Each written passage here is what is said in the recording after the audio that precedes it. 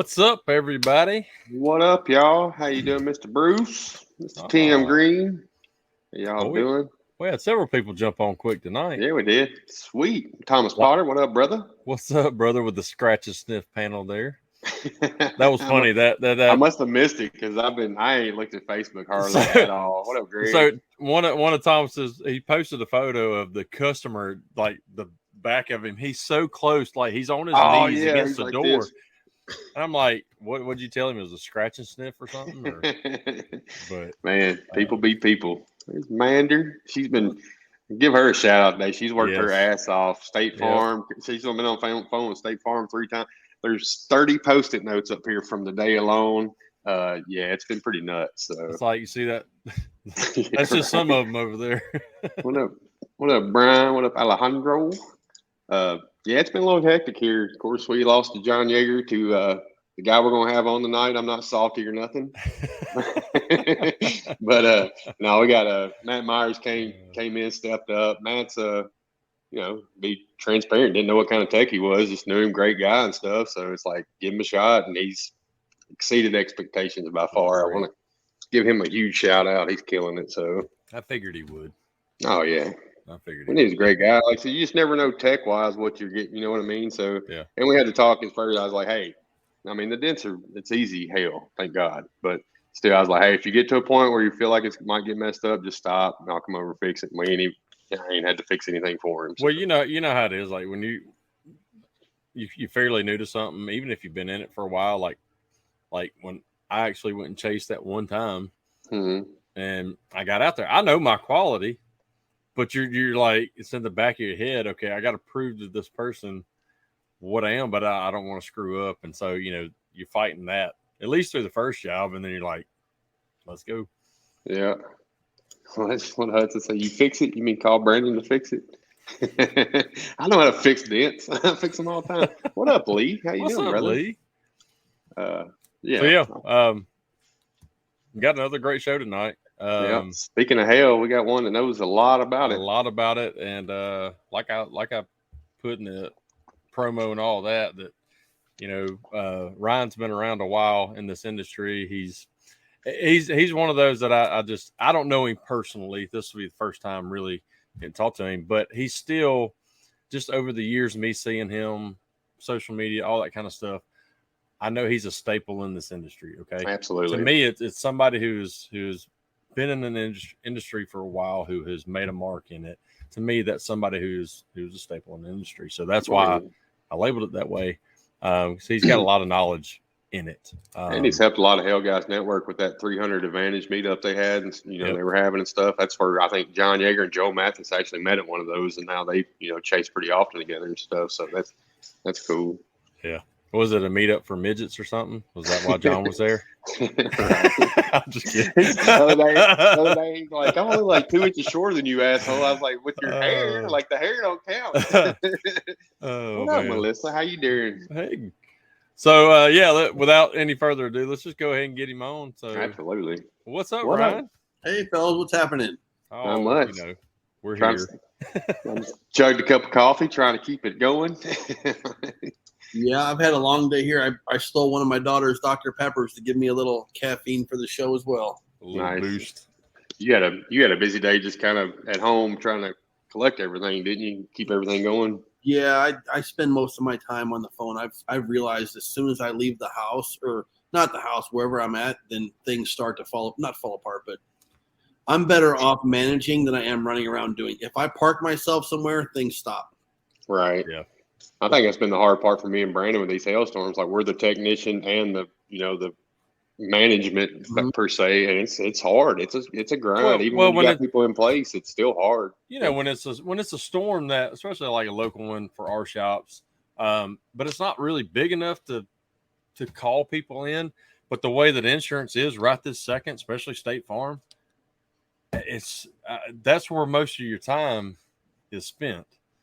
And it's just taxing. Yes. Luckily, like I said, I'm blessed with Amanda. She stepped up, especially this week with Ray being on vacation and handling all that. Shout out to Brittany Pope. She's so Ray knows CCC. We don't know CCC yet. So Brittany's been handling she's logging in our CCC and making all that happen. So I want to give her a shout out too. Awesome. So we're blessed to have a lot of great people around us to help us out through all this. It's awesome. What about Josh? Hey, Josh. So anyway, yeah, Ryan, I've never met you in person. Of course, this MTE, I know you were there, but we never ran into each other. But that was only my second MTE, just because I'm one of those who just put it off all these years. Right. But glad to have you on here. We're all about getting to know you on a personal level, especially outside of the PDR world. You've got a pretty good hobby, but before that, we also always want to get to know how you got started in this industry. Sure. Just a brief synopsis of it and to where you are now. So yeah, so I was a painter. I started painting in my dad's shop when I was 16 and joined the military in '86. And they found out I could paint. I went in as a mechanic, and the painter that was there went on home for his wife was pregnant. So they said, "You can paint?" I said, "Yeah." So I ended up painting construction equipment for 4 years. So I didn't really learn when I went in for it, but I kept painting. When I came out, I kept painting until 2001 when a hailstorm hit St. Louis. At the time was the biggest hailstorm ever. It was massive. And we had some PDR guys at the shop there. Boy, I talk about some characters. But looking back, I mean, that's the way it was back then. So, but over the next year, as any painter would, you kind of pick up, you get a tool. And I had on-the-job training for a year, and I was fixing rails for them that they couldn't finish. This was right when glue came out, so they were doing the best they could. So they trained me, and then in 2002, I got a phone call to go out, and I went out and made the best of it and worked as hard as I could all year until August, and then it was like by February of that next year, I was broke, 3 months behind on my mortgage. I was like, yeah. I was selling my old tools, and it hailed in the only dealership I did in February of 03. And I mean, we're talking 03 Cavaliers and Malibus, perfect Colorados. I mean, you can't get much better. And it was perfect. They say there's no nickels. I'm telling you, there was some nickels. So, me and a couple friends fixed all of those cars, and then that sprung me into an account, St. Louis Dent Repair, and I started doing it locally, and it hailed every year until 07. And in 07, I hit the hail trail and started doing my thing. There was a storm in 06 where I had hail in 03, 04, 05, 06. And every year I learned the technician base. You never know what you get. So yeah, I met a guy named Kirk Stanton, and somebody introduced me to him, and he came in, and I ended up giving him we split the deal basically. And I actually made more money that year working with him. You wouldn't think that, but because he handled the techs, and I could go out and sell and expand. And I realized there was a model there, and Kirk still does it too. So I started doing the same thing, and that's where the hail company came from. Started working with local techs, awesome. and then in the meantime, it's funny, the first couple of dent guys I met, I remember I'd add them to my phone. I'm like, "What's your name?" He'd be like, "Andy Patrick," and I would be like, "Dent, Andy Patrick," and then last name would be Nashville, and then company would be Tennessee, TN and TENN. And then if I ever needed something in Tennessee, I'd type in TNN. There'd be 16 people. If I need a dent guy, just dent, and it's that's awesome. And over the years, I have over 3,000 numbers on my phone of just PDR. It's insane. Wow. It's insane. So that kind of developed on its own, and it turned into a full-on business model that worked well for me. Awesome. What branch of the military was you in? I was in the Navy Seabees. Okay, nice. Not the SEALs, the Seabees. Construction Battalion is what it stands for. We were the engineer corps, so we'd go over there. We weren't on a boat. We'd go over if there's a war or something. The Seabees are the ones that go over there with the Marines, and we build the barracks, we build the runways, we build the hospitals. And then in times of peace, we usually go to third world countries and help build hospitals and stuff like that for them. So nice. Well, thank you for your service. Yeah, it was. Yeah. I enjoyed it. So John Wayne made a movie called John Wayne and the Fighting Seabees. It's a good movie. I'll have to check it out now. Yeah. You said you joined in 86? Yep, February of 86. Oh gosh, I was 4. I was 7. Not to age you at all. I dropped out of my senior year, and I'm not gonna. I mean, I could be honest on the show. Back then, dude, in '86, I was, smoking, just doing whatever. I remember sitting in my classroom one day, going, I physically remember going, hell am I doing here? Like, I don't even know what class I was in. And I mean, I had my jean jacket on with my Levi tag with the 22 shell in there. And I remember thinking, I don't even know. I mean, I had straight A's till 10th grade. And then 11th and 12th grade, I was we moved and things went sideways. And so I quit. I quit high school February of my senior year. And I was in the Navy like a week later. Nice. Got my GED in there. And I mean, I wasn't dumb. School wasn't for me. Hey, I'm right there with you. Yeah. I did the same thing. Yep. That was me. I graduated and that following January, I went to the Marine Corps. I was like, I got to get out of here, like do something. So that's all. Thank you too. How long were you in for? I just did 4 years and got out. I ran. If I had to do it over again, I probably would have picked like Air Force or something. They have, but I had to be the stubborn one. I'm going to be Marine Corps and be hard headed because my granddad was retired Air Force. My great uncle was retired Navy, so I had to like show him up or some shit, and I regret that every day. I was going to join the Marines, but I couldn't fit my head in a jar, so yeah, right. Wah, wah, wah. So I had to go anchor clanker. That's what my great uncle. Did you go to San Diego for boot camp? No, I went to Paris Island. Okay, all right. We were in San Diego, and we could see the Marines on the other side of the runway over there. Yeah, crazy. Yeah. Yeah, absolutely, Nick. Nick and Ryan and Matt's watching the show. I don't know if he's still here, if he left. James is on. What up, Bernard? Mr. Bernard, Brendan Yeager. And we have a Facebook user. So I always said he said he saw CB's stuff all over Navy bases. Don't know who that is. I don't either. Ain't no telling. Click the link. But no, that's awesome. You was talking about 03, you got your first hailstorm up there or whatever. That's when I was actually at Dent Wizard. I was in St. Louis in 03 for Dent Wizard training. Okay. There's a lot of people that learned that year. So you talk to a lot of people in the business, and they'll tell you between 01 and 03 was their first years. Okay. Because of all the hail. Yes. It was coming in time. They sent me straight to Memphis afterwards, and I hated life for a minute. On a route in Memphis, I was like, what did I do to piss y'all off? Like, why here? Where are you from? I'm from Dixon, from where I'm at now. So, yeah, they sent me off to Memphis and then worked at the auction out here in Nashville and then quit and then came back and did it all over again. And here I am. All right, were you there at that auction in, was it 12 or 13 when the hail hit? So I came back in 2011 and it hit over there, but I didn't get none of it. I was at CarMax hating life. So, but yeah, that's awesome. Like Brandon said, it's cool to have you on, staple of the industry, I believe too, for the hail side of it and everything. I didn't know you personally for the longest, but John Yeager, one day we were talking, he's like, yeah, Hampton, and he was talking highly of you. I was like, well, if you're cool in John Yeager's book, you're cool in mine. So John is definitely a good source. I mean, it's like the 7 things of Kevin Bacon. If somebody's got a problem with John, they probably are the ones with the problem. Yeah, they need to look in the mirror. Absolutely. And I've learned over the years, it's not just John's one of the best people out there, but there's other people I know too. And you do as well. Like if there's something funky going on, there's a pretty good chance you know which way it's coming from. No, absolutely. John's a good so that's one good guy. thing. They got several movies out with him in it called Ant-Man right now too. So.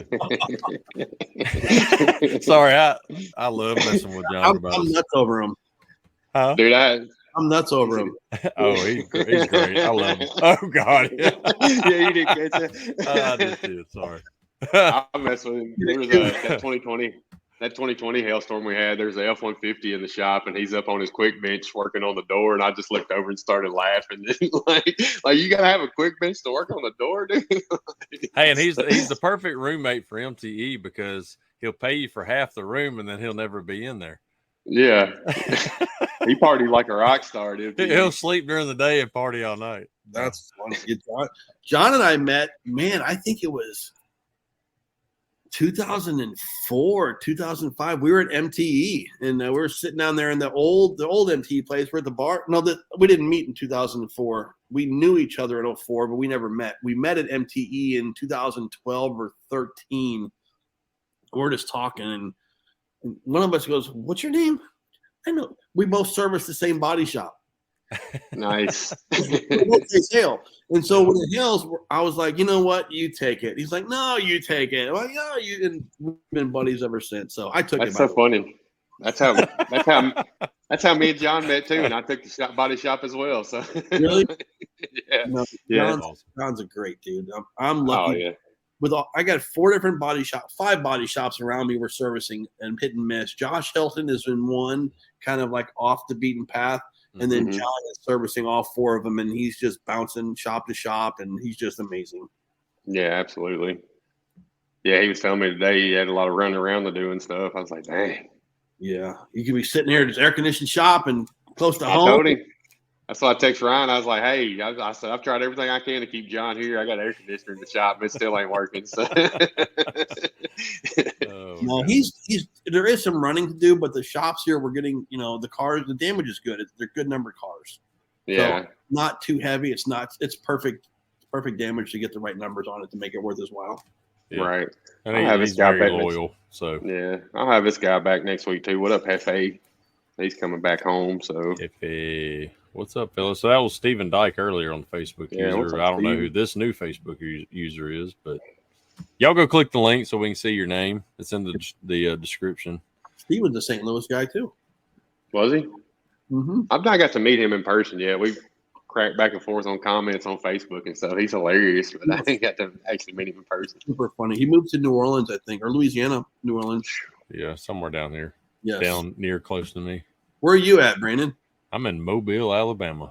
All right. Mobile, Alabama. Mobile, that's far Mr. south Petty. as you can go in Alabama. What's his wife knows you would assume that Gene would know how to click the link. His wife does, but he does not. What up, David? Yep, man. You got it. You're good, brother. Yep. Got Mr. Mark Yeager. Ain't seen him in a minute. How you doing, brother? Any relation to John there? Oh yeah, uncle, right? Yep. No, that's his brother. Mark's his brother. And Brendan's one of them. I don't know. We have so many Yeagers that follow. So many Yeagers. It's crazy. What's up, Doug?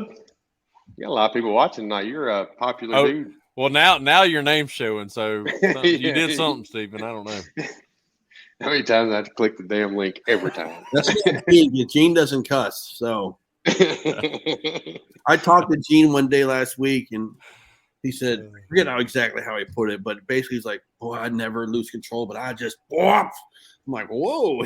He's a ginger, man. It happens. Yeah. We just snap. We call it ginger snaps. It was but Gene, if he knows, like we were talking about, if something's wrong between John and somebody, there's a problem on the other end. And with Gene, if he's upset about something, you probably just need to start apologizing. Right? Oh, absolutely. Because he lets everything slide. Yeah. What's up, Leah? There he goes. He figured it out. There it is. Oh, you're good, brother. I noticed they were doing a car show this weekend and had everything set up and stuff. That's real cool. I've been wanting to do that, but it hasn't happened yet. I just keep saying I want to do it and it never happens. Was that his car show? I saw the video. I don't know if he kind of sponsored it or whatnot.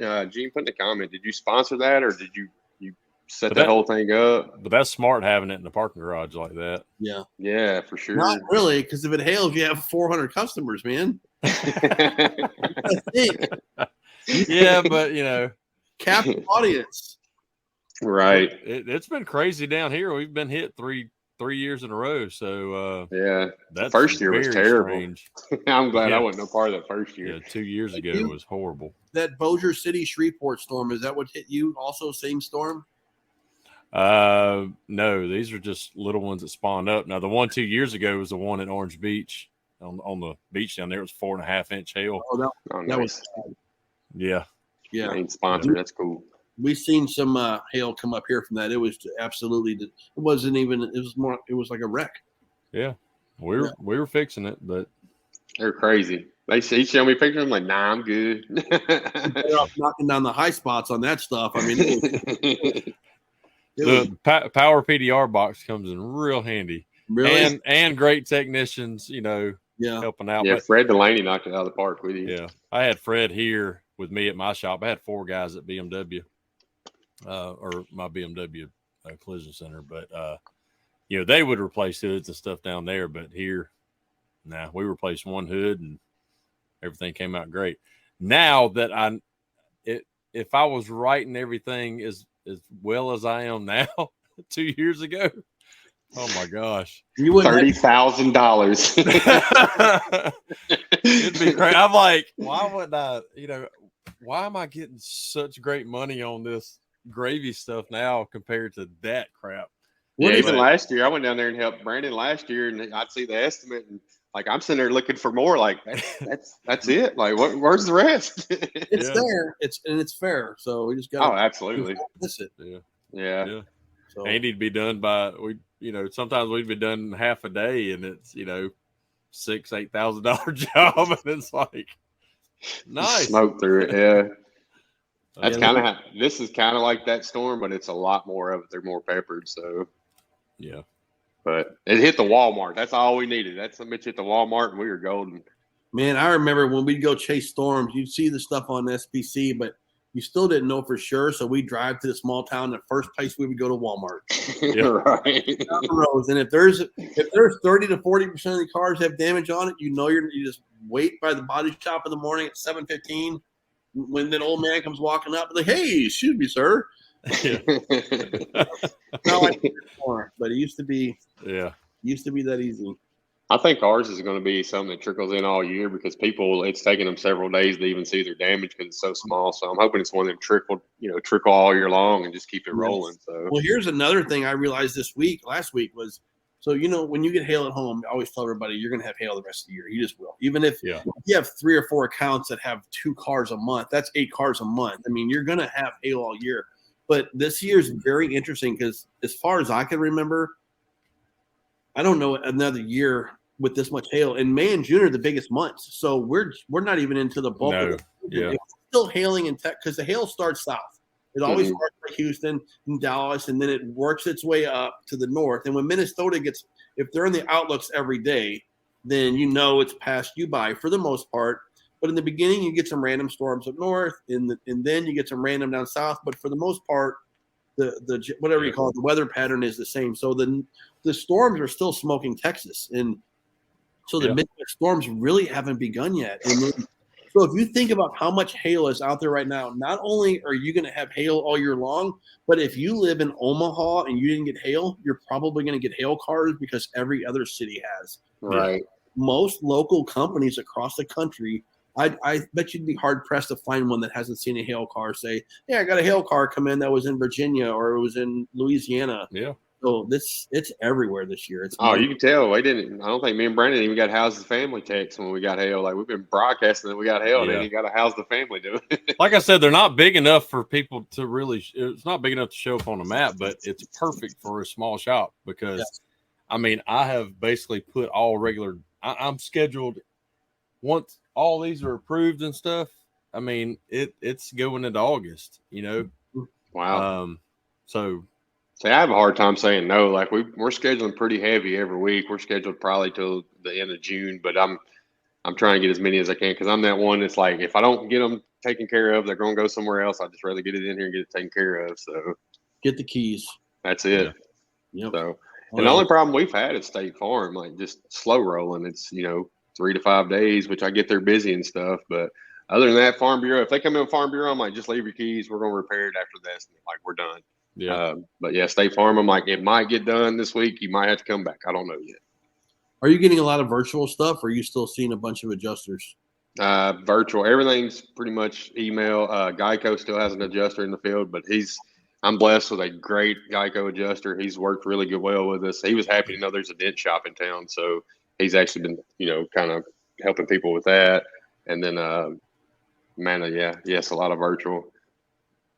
We got one State Farm to do a virtual, like we had the customer tell them to do the virtual through our shop the other day. It's the easiest State Farm I've had. Like it took 5 minutes and the approval was there immediately. So that's really good. Yeah. So we're going to start steering customers to tell them to have their virtual done here for State Farm and then roll it that way. Yeah. We've seen almost all virtual up here. Well, I think Progressive is still coming out, but me personally, I haven't seen one adjuster at all. I've had them call me. And hey, is the car there? I'm like, no. If I'd have had them drop it off, it'd have been here for a month already before I heard from you. And I said, He's like, well, I'm scheduled to come out there. He said, I didn't figure it was out there. I said, no, but I sent in, great photos and everything. I'm just going to work from that. It may be a $50 to $100 difference, Yeah. I'm like, I love that. Yeah. Well, when John came, he shows how to get great pictures of damage. We're not marking up damage. If it's one from a body shop, I'll mark it up because they want it marked up. But for us, we're just taking good. He's showed us how to get really good pictures of the damage, and we're not having any issues with that either. I'm always learning. If I'm not learning something, then I'm with the wrong people. And yesterday, I just followed John and said, hey, I'm going to spend the day with you. I'm going to write everything you write. I want to know how you're writing your cards because dent guys are like snowflakes. Not snowflakes, but they wait a minute. For the most part, everybody writes their own estimate. I could write an estimate for Brandon, and then you come to fix it, Andy, or Brandon can write one, and you're like, dude, do you where you missed it oversized? And he's like, well, you missed a double panel. Well, you missed R&I the hood. Everybody's different. So if John's going to be running around, the least I can do is write for him. Because when he first got here, I wrote up a nice card, and he said, well, I would have gotten like twice on this panel. So I followed him around, and he showed me how, the camera thing. I'm like, that's actually smart. And the, shop supplies and just little things that are in there that are available. And it makes good sense. If you write a good estimate, it's fair. You're not trying to gouge somebody. They'll eventually trust you, and you'll get it. And the money is there to do it right. Yep. Right. Yep. Hey, I'm gonna back out and come back in. My screen's like super close. I can't hardly see nothing. I'll be right back. Double tap. Just lightly double. There it goes. All right. Thanks. Yeah. Thanks. Trust me, I went through that when I first got my iMac. Anyway, so we'll kind of move into since we're almost halfway through the show. It flew by. So, how are you married? How long? Well, I know you're married, but how long have y'all been married? How many kids y'all have? Just kind of go into your family life on, kind of let everybody get to know you on a personal level here. Yeah, I'm married. We got married in 2007, so we married 16 years this December.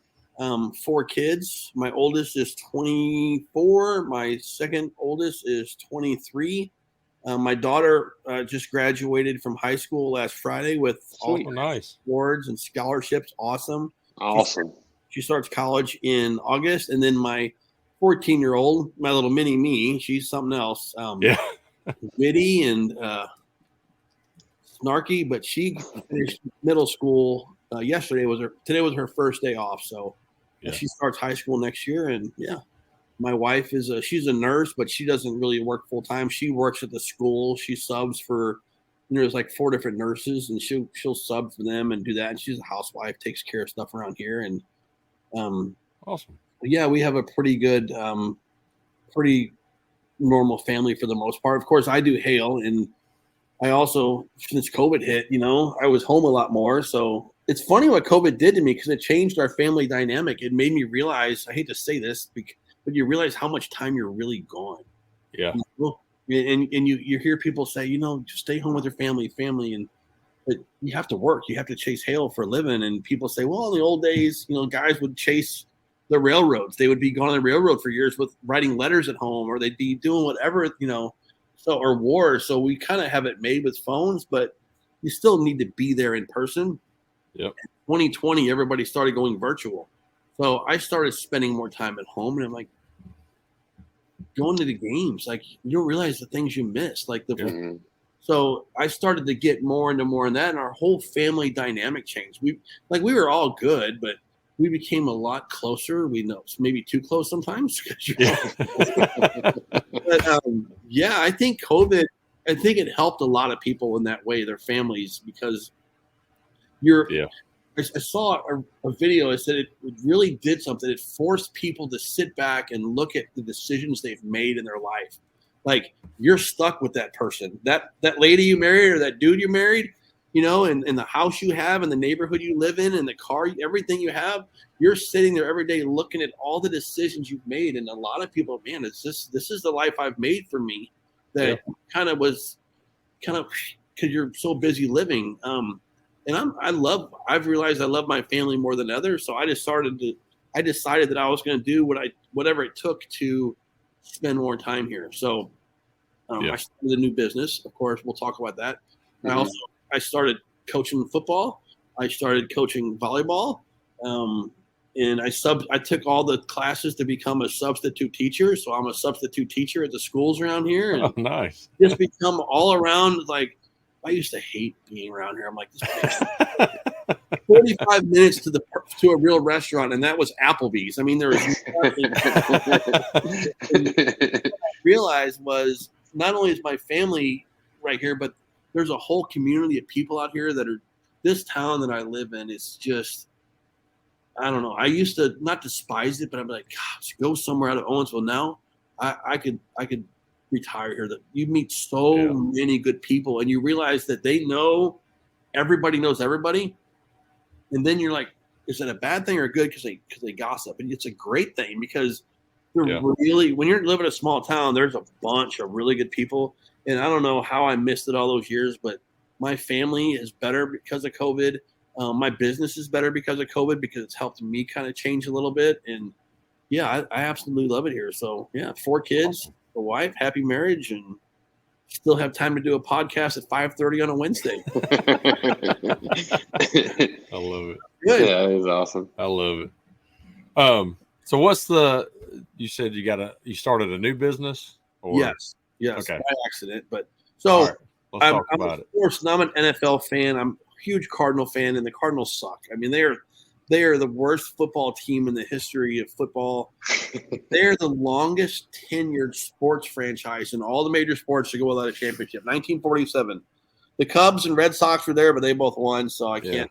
What's the Browns? How long has it been for the Browns? I think they won in 51, I believe it was. Oh, it's close. Yeah, it's close. And Detroit's right there with them also. So, but the Cardinals they got Kyler Murray. Everybody's fired up, and here they are. The rankings come out last week. They're ranked 32nd in the league again. New GM, new head coach. So as much as I love football, I started I always collected football cards and baseball cards. Well, I broke them all out in 2020 and started going through them because I'm like, I wonder if I have any Tom Brady rookie cards. And then I just get infatuated. I'm going through them, separating them, and then I'm seeing what they're worth online. And one thing leads to another, and I see the new cards and the new things that are going on. And 6 months later, I'm buying cards again, selling my old ones, sending some off to get graded. And then, 3 years later, I'm knee deep into it. It makes me, I spend a lot of money on it. I make a lot of money on it. I'm an S Corp LLC, but I make so much money, I have to pay taxes on it. So, my wife's actually the employee of the company, and she takes the payroll and helps me work it. But we package up and sit in the mail and 20 to 80 cards per day on average. That's crazy. And I have to buy cards. And what I do is I'll buy them, flip them. Some I just hold for long term if they're rookies. But there's a million different ways to make money in the card business. But I have 3 or 4 different ways, and I'll buy lots of cards, like a full lot, and then it's just I know what they're worth. And I've just gotten really deep into that, and it's So I had planned on doing that full time this year, and then it hailed everywhere. It hailed on top of me. I'm like, damn it. Oh my God. I'm like, I need an LLC. I need an S Corp. I need a bank account, tax number. I need to start doing ACHs. The whole fired all back up again. And now we're back in business again. And I realized that I love it. It's not that I don't love the business before or I love this more. I'm the type that loves to build and create. But once it's set up and going, management, nope. I am not a manager. Like if I have to manage, like if I were to land a big deal and have to manage it, I don't want it. I like to be moving and doing stuff. And I did realize that I am not the management type. I'm the creative kind of salesy guy. So John's doing a great job of offsetting that here. We talked about that today, actually. That's awesome. We make a good team. I'm like, yes, we make a good team. John makes a good team with anybody. Like this. He's a chameleon. But the sports cards I got one here that I was going to show you in particular. So I'm a diehard Cardinals fan, and I like there's some cards. I got some here's some like this is Deshaun Watson. You know who that is, right? But it's still his rookie card. Depending on what he does, it can go up or down. You got cards like that.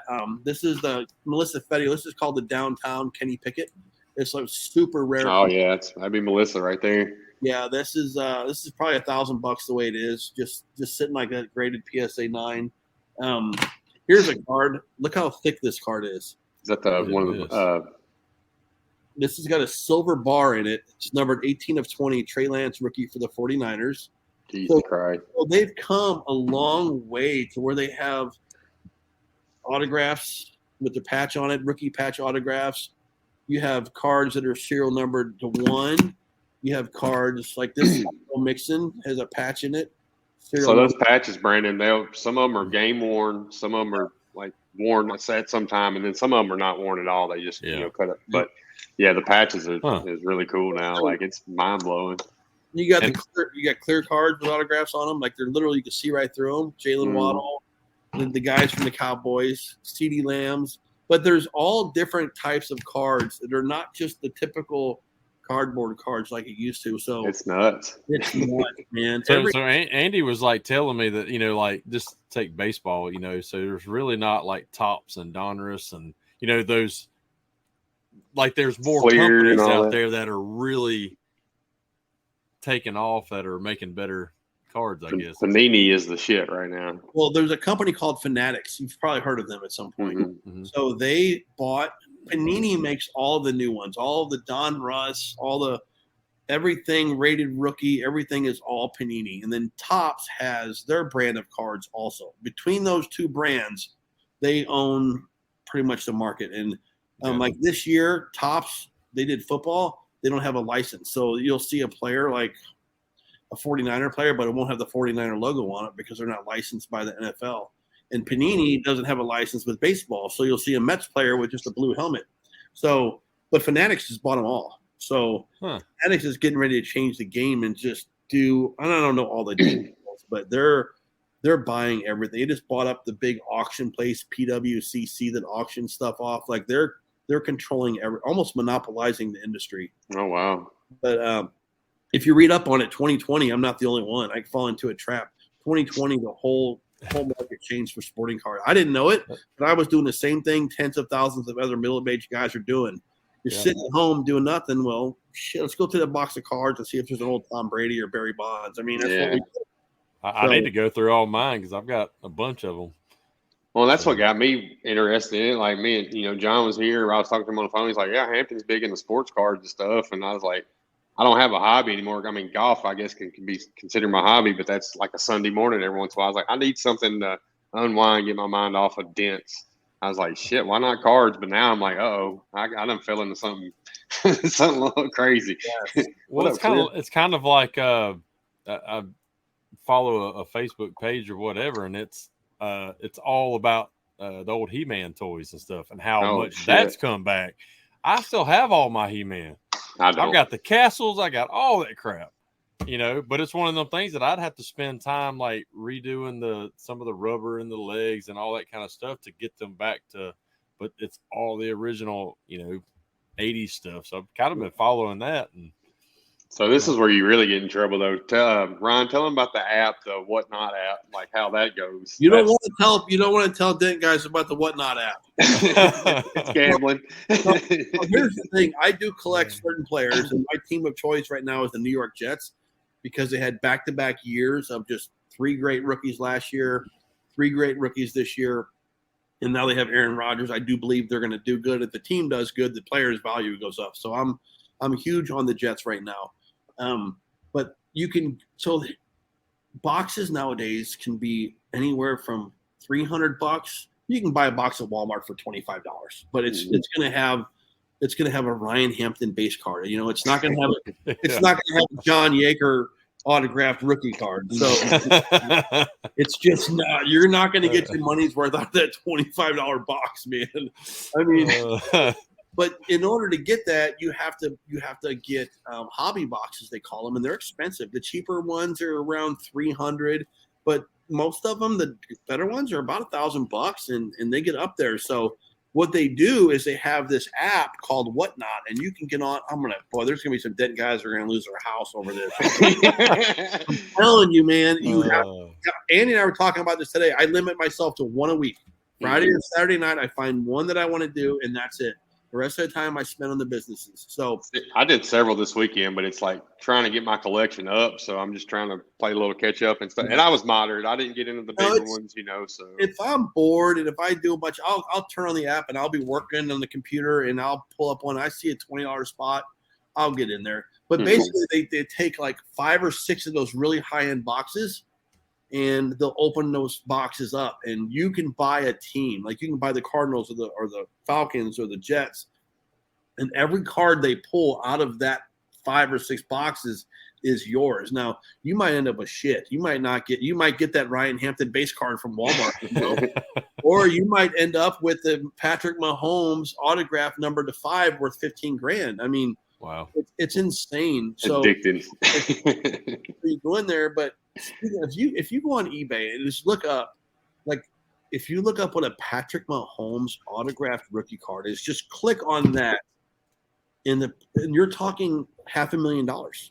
Yeah, you talking $500,000. So this card right here, I showed you, the Deshaun Watson. This is a 2017 rated rookie. Okay, the Patrick Mahomes of that can be thousands of dollars. I mean, it just depends on the grade. So, and then there's different versions of them. So when you get into these breaks or even the cards that you purchase, even though the value might be X right now, if they start winning Super Bowls, if they start performing better, their value goes through the roof. So you kind of really got to pay attention to the team. And it goes for all sports. You got to pay attention to the sports, and you have to, you just got to keep your finger on the pulse of it. And it's like a stock market. It really is. That's what I was about to say. It's kind of like a stock market. but if you're going to be I don't know shit about apples and lemons, so I'm not buying into that. But I can tell you starting and backup quarterbacks for every team in NFL and who the coaches are. If the offensive coordinator is a pass-oriented guy, all that stuff helps. Yeah. That's what I'm big into football, so I figured that way. I was like, yes, might as well get in collecting. And I plan on keeping my Ravens. Any Ravens I get, I'm keeping, and then the rest of them I'll try to kind of flip and Baltimore Ravens. Oh yeah. So they got a guy named Rashad Bateman. You know who that is? Yep, rookie last year. Rookie was injured, but he should blow up this year. Which they got Zay Flowers too, so I don't know. Yeah, Zay Flowers, and with Lamar signing that contract right now, him and J.K. Dobbins, all those guys could just go off this year. And we have a new offensive coordinator, Todd Monken, that likes to pass a little bit more. So yeah. Well, Lamar needs to pass a little more because those running quarterbacks aren't going to pass very long. He was really good at not. I mean, he got injured past couple of years, but he's really good at getting out of the way of getting the bad injuries. I think last year was more of a contract situation. Yeah, but the older you get, Oh yeah, for sure. But to me, the biggest valued quarterbacks are the pocket passers, the ones that are like Kyle Trask. I gave John Yeager a Kyle Trask card, a rookie card that I had in a slab, and he took it down there and showed Andy, and he goes, "Man, Andy's a big Kyle Trask fan because he's a Florida guy." Well, I'm a Kyle Trask fan for a couple reasons. Number one, he never started in high school until his last year, and he crushed it. Never started in college until his last year, and he crushed it. He's been in the NFL for 2 years and hasn't got any damn playing time because he's behind Tom Brady. So now that Brady's retired, he's competing with Baker Mayfield. He's got 2 years behind Brady, and he's a pocket passer that doesn't get hurt. I think Kyle Trask, I showed you, Andy. I bet I got 500 of his rookie cards. Just it's either going to be firewood one day or like, see, you got to take a risk on it. But pocket passers like that, and I think Lamar is going to do more pocket passing, and I think the Ravens are going to have a good season this year. Yeah, we got so that offensive coordinator, that was Georgia's offensive coordinator last year, made Stetson Bennett look like a stud. So what can he do with like Lamar Jackson or an actual athlete at quarterback? So I'm excited to see it. I'm surprised they didn't take Georgia's defensive coordinator and put him on Philadelphia because they have their whole defensive line. That's what they do, the whole team. Like they just go directly to Philadelphia. Does Auburn have anybody in the NFL? We did, but you talking about Cam Newton? Talking about Cam, like the quarterbacks like Cam Newton. Hell, all them type of quarterbacks are going to end up like Cam Newton. Oh, they put some players out there. I know they have, but most of them. Is Jarrett Stidham out there somewhere? I think he's in New England, isn't he? Or I think so. It's kind of like AJ McCarron, from Bama. I mean, career backup. No, Stidham was with the Raiders. He played their last game last year when they benched Carr. That's right, he did. But here's a funny thing: Auburn could still beat the Arizona Cardinals. So, possibly. I'm just excited that we actually hopefully have a coach this year that fit in with the team. Yeah. I don't feel the last 2 years are horrible. Well, in college anymore, you get a new coach, you better be expected to wait 2 to 3 years to see what's going to happen. Like we're still waiting on Billy You Napier. can't do that with Auburn and Alabama. As soon as you take that job, you've got to beat the opposite team, or you're not going to have. Well, that's what I mean. Florida fans get in a hurry over Billy Napier. It's like, calm down, like give this man time, and they just, he ain't doing nothing. Like he ain't had a chance. Give him time. Any new coach, you take over a team, it doesn't matter what it is, especially baseball, but it's a good 3 years because you've got to wait. Those players are getting out, you're recruiting, it takes a while, but fans don't understand that crap. Boosters don't really care. They want results right now. Yes, yeah, exactly. So we are Auburn, and we're good. We're going to win the Iron Bowl, and if you don't do that. But I do think there's a lot to be said about because the new transfer portals too, like players. It's crazy. And when you look at a coach like Deion Sanders going to Colorado, like I'm telling you, a guy like him, he will get all those players there. Oh yeah, name alone will turn that team around. That's what he lost. He lost 50 to the portal like in one day. 70. I think over 70 right now have left Colorado. Yeah.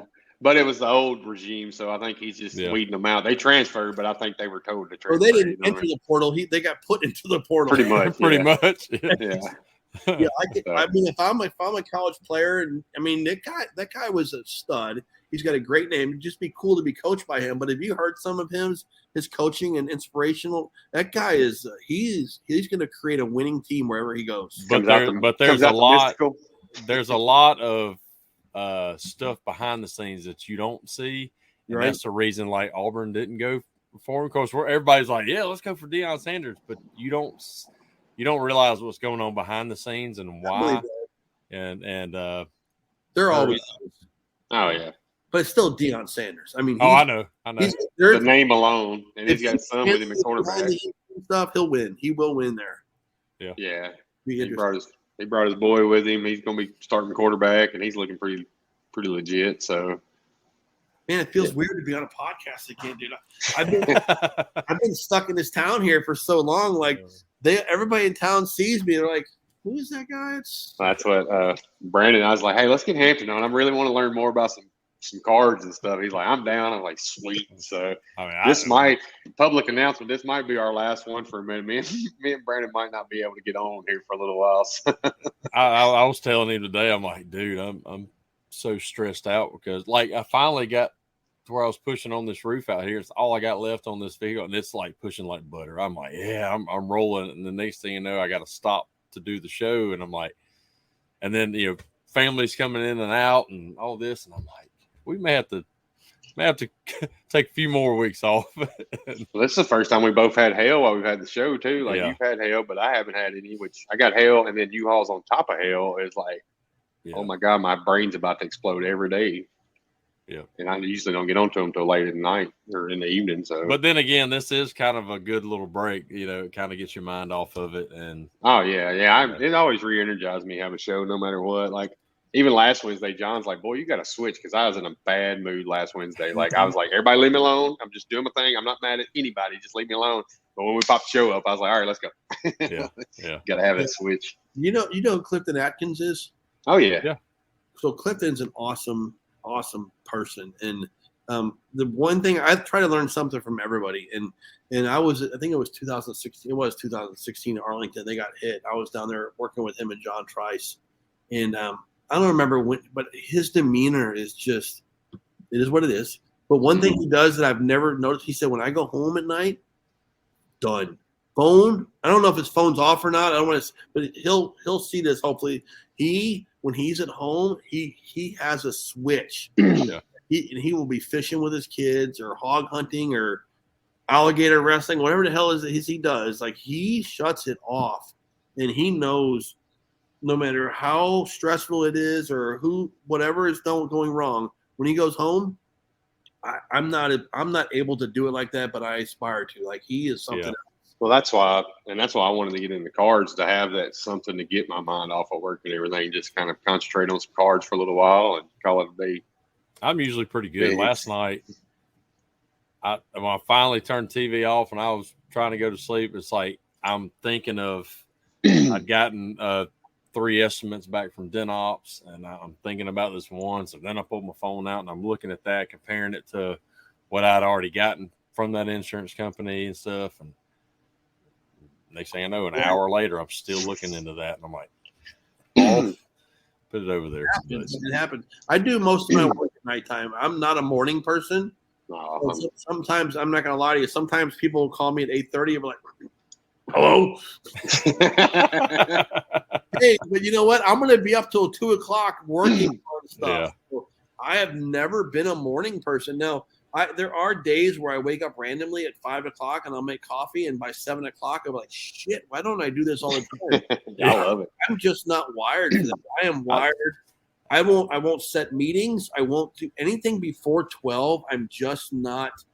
I'm groggy, and I don't know what it is. I've always been like that. But afternoon, I'm full on. Like if we had done this at 7 o'clock this morning, the show would be over by now. I promise. I promise you. I don't know what's that app that we have where we'd all hop on to talk there for a little while. What was it? 2020, Zoom? I think. Boxer. No, it was. What'd you say again? Boxer. I can't remember. Like me, you, Amanda Christensen, Corey Kleinfeld would hop on there and talk. Like we just have a little chat room or whatever. We just voice talk through there, and I can't remember the name. I think it was the Orange app, right? Yeah, that's it. Yeah, I think it was Voxer. Yeah. So that was always you was on there kind of. You had some mornings where you was on there and stuff. Well, so. it depends on if I'm busy. If I'm working, I'm up.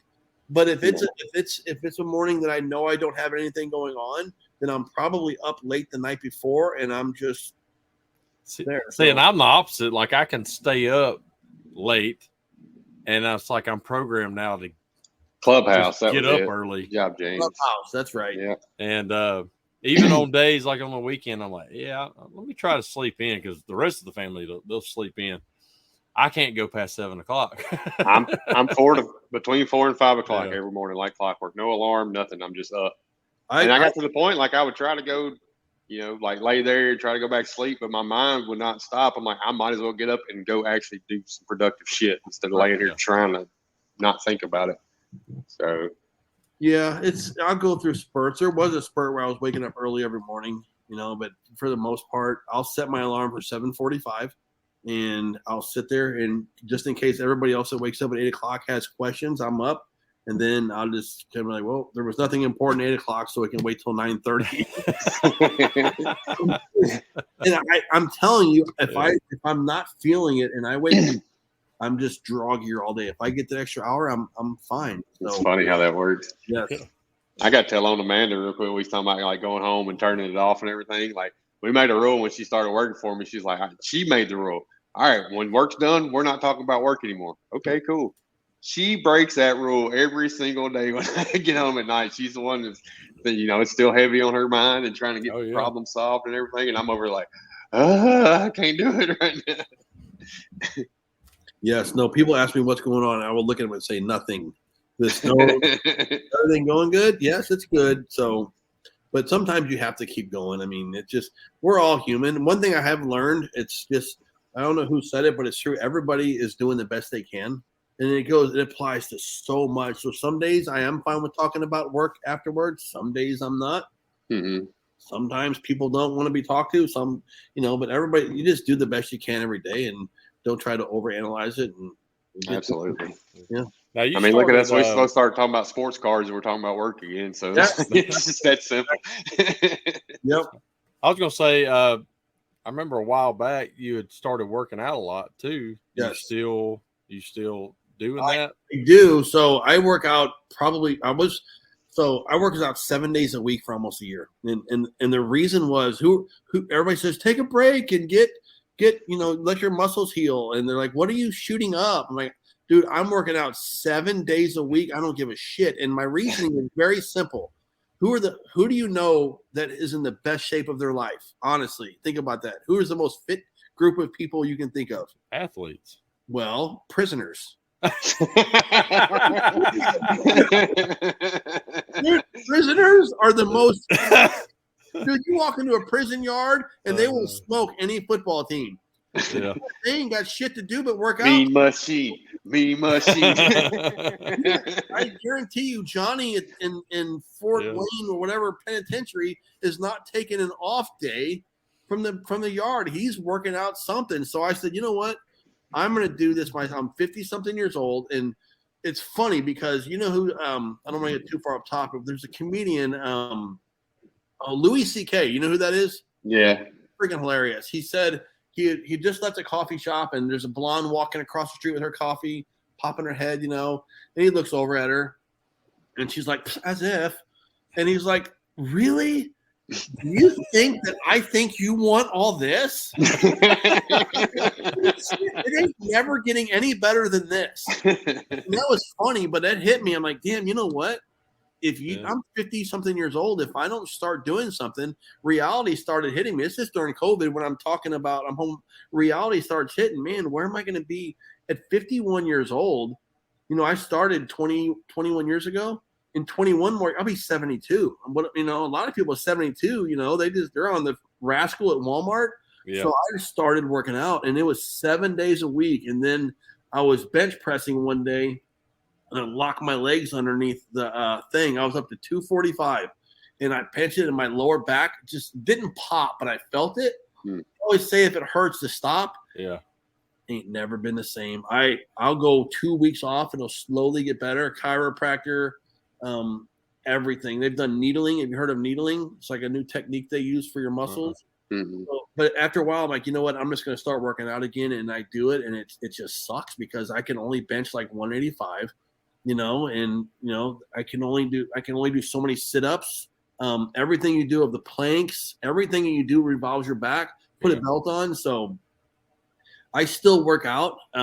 But I'm not. I was in the best shape of my life a couple years ago, and I know I can still do it. So now I'm 1 or 2 days a week, and I just deal with the back pain. But I'm not 7 days a week anymore. But I'm still in better shape than I ever have been before. It's like when I went to the 75 challenge. Great, felt great, looked great, and then right after, when I go to start back on it again, my shoulder started hurting, so I stopped. And then it started feeling better. And then we all decided we were going to do the 75 hard challenge again. And 2 weeks in, I decided I'm going to lift weights. And I just really didn't do anything heavy. I love this. Like, we all decided we were going to do 75 hard shit. We all decided. Yeah. Me and Jeff did, and then we coached everybody else into doing it. But and then 2 weeks in, my shoulder just completely goes out again. Top of my bicep, and I'm like, I'm done with it. Yeah. And I mean, I want to get back in, but now like I feel like crap again, and so I've got to do something. But I was waking up at 5 o'clock every morning, walking almost 3 miles, and then doing my second workout and stuff. But it was just, I felt so good, and like now I'm like, yep, I'm gonna get up at 5 in the morning. Nope, snooze. I get up at 5 o'clock in the morning, but I'm pushing this. I would do something. So I was home. I would wake up and I would do my thing, drink coffee, have my meeting and stuff. And then by noon, I would work out before I would eat for like 15 or it was either a workout or a treadmill for 2 miles, right? I was an average. I think I got down to 14 minutes. It seems slow, but for me, it was what I was doing. And then I would do a workout in the evenings twice a day. And I was talking to Gene Fetty back then. I was doing 30 minutes for 30 days. Then 45 minutes for 45 days, 60 minutes for 60 days, and 90 minutes for 90 days. And I'm going to tell you what, I did that, and it is amazing no matter how old you are, how your body will just – and eating a ton of protein. But when you stop, you're like, well, I'm not working out tonight, so I can eat 17 freaking donuts. And you do. You know, it's just crazy. If you don't focus on one aspect of it, then you automatically assume the rest of it can be put on hold too. So, yeah. But we're only human, so yeah. But hey, I can still do the earthquake. You guys want to see the earthquake? Yeah, why not? Watch. Ready? Hold. Terry Crews in the house. Hey, sometimes I lactate, but we don't talk about that. Oh shit! I was gonna say you look a little wet right there, but no, I still do. Oh, That's one thing. Since I got off 75 hard, like. I'm not working out or whatever, but I I've done better at my portion control. I'm not overeating and stuff like that. So I'm maintaining my weight. I've not lost him. I will, like on the weekend, I'll indulge and I'll be at 205. By Friday, I'm at 200 again. So it's like, well, it's funny for Hale guys. If I was back out there doing it a lot, I would tell guys that Fitness Pal app. I had a nutritionist I hired during this time too. I was doing all my macros, and you know what Fitness Pal is? The app that's out there. Like it's an app. And you can add it to your watch. You can everything you do is through my watch. I keep track of everything, but you go in there and it tells you. Like she had me on. It was 180 calories or grams of protein, or whatever you call it, macro protein and carbs and fat. And if you have that, then you start monitoring it. It's amazing how you start paying attention if you're paying somebody $100 a month to monitor your food, and you got to send her a picture of your gut in the mirror at the end of the week. It's amazing what a stranger can do to motivate you. You look like total shit. You need to do better. Right. I had some pizza at the kid's birthday party, But I can tell. But the app itself, if I was chasing Hale again, I would download that app because it tells you, you can program it, and you have to find foods out there. Like Jeff Sandifer, that big, who Jeff Sandifer is? Yeah. He told me if you're ever on the road, go to Wendy's and eat their chili because it's got protein in it and it's good, and it's a diuretic too. It's good for you. There's a lot of things you can do, but for the most part, Hale guys just have that spare tire. I mean, it's just Bruce said he's going on the amputation diet. He'll lose 10 ugly pounds real fast. Put an arm off. Bruce Howerson. He's a trip. He's always got some great comments. He wins comment of the show award like every time. Well, I call it the O diet. You eat everything that ends in an O, the Oreos, Ho-Hos, Fritos. Yeah. Or the seafood diet. It's pretty much all the food I see I eat. Yes. But well, man, it was it flew by. As tired as me and Brandon was, like it flew by. It's a great episode. A little bit, but that was awesome. Yeah, that's what we do. That's what we want to have, be about. We want to get everybody to learn about you on a personal level. We feel like within the industry, that kind of grows everybody kind of tighter together and stuff. Yeah. It's kind of what our goal is. Yep, good stuff, man. Awesome. And I was going to be all about the football cards and stuff. We didn't talk about that nearly enough. I got my favorite card. I'm going to end it with this. So Pat Tillman, you know who that is, right? Yeah. Yep. I've seen this card. It's amazing. It's a 1 of 1. So instead of a trophy card, it's got a U.S. flag in there. And instead of like season ticket, it says War Hero ticket on the top. And it's the only card. I saw that. I'm like, you know what? That is my card. And I love that card. Sealed up. And it's most of them have patches of their team colors but this is that's awesome. Yeah, that's my card. That's probably one you'll actually keep for. Oh yeah. My daughter, she knows she's getting it, so she wants it. So nice. Well, 14-year-old, she comes down and helps me every now and then for 5 minutes. Yeah, trust me. I got 2 of them that are wanting to come work with me this summer, and they just sit here on their phones the whole time. Yeah. I'm like, good. Well, I appreciate you guys having me on here. Yes, we appreciate you coming on, and everybody that's watched and commented, thank y'all again, and we'll decide if we're gonna have a show next week. We don't. Might be last minute. Might be the day of Wednesday. John's been here the whole time. John, stand up, little buddy. Hi. You see his hair poke up? Just like a little shark coming up. Oh, that's man, so awesome. We're the lights back on. Why has he got the lights off? I don't know. We're gonna end the broadcast, but we'll put you in the back room real quick, and then once I end it, we'll say our goodbyes real quick. But again, appreciate you coming on, Ryan, and everybody. Thank y'all for watching, and maybe we'll see you next week. Peace. Bye, everybody.